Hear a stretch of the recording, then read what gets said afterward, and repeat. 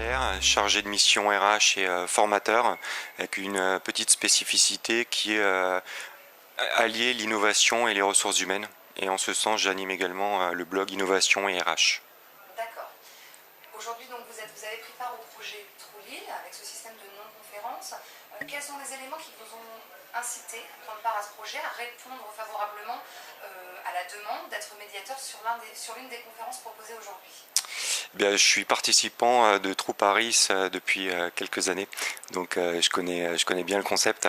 Et à partir du moment où j'ai eu connaissance de TrueLille, je pouvais pas ne pas être participant, à la fois parce que je connais pas Lille et surtout pour découvrir ce beau lancement avec tout ce monde. Nous en sommes à la combienième édition sur Paris? Ça doit être la 3e ou la 4e, mais je m'avancerai pas trop sur...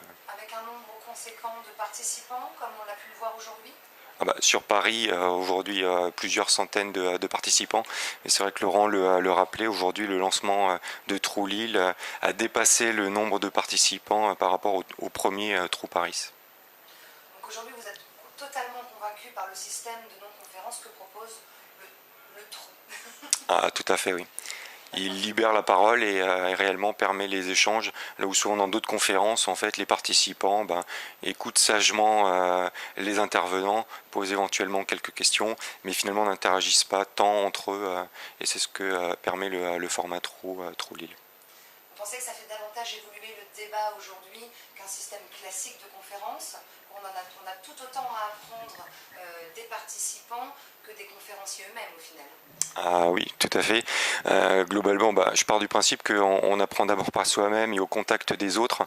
Et donc ce format est très facilitant de cette prise de contact et des échanges et des partages de pratiques qui permettent de...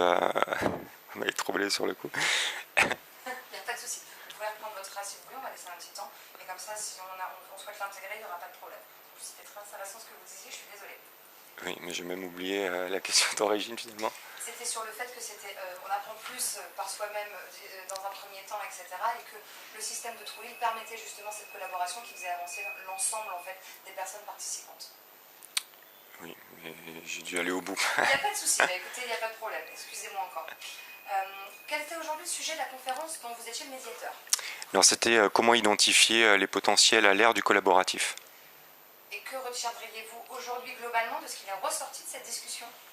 Ce que j'en retiens, c'est à la fois des prises de conscience que souvent en entreprise, on n'est pas nécessairement en adéquation sur cette notion de potentiel, là où finalement l'identification passe par le management, passe par les recruteurs, passe par les RH. Et un deuxième point qui a émergé un peu en prise de hauteur sur le sujet, qui est la confrontation finalement de l'identification du potentiel et du cadre de l'entreprise. Quelle est réellement la place de ce cadre, de ce format, et en quoi l'entreprise finalement libère les potentiels dans une approche un peu, on va dire, au-delà des organisations souvent rigides et hiérarchiques. Je vous remercie beaucoup pour toutes ces informations. Je vous en prie.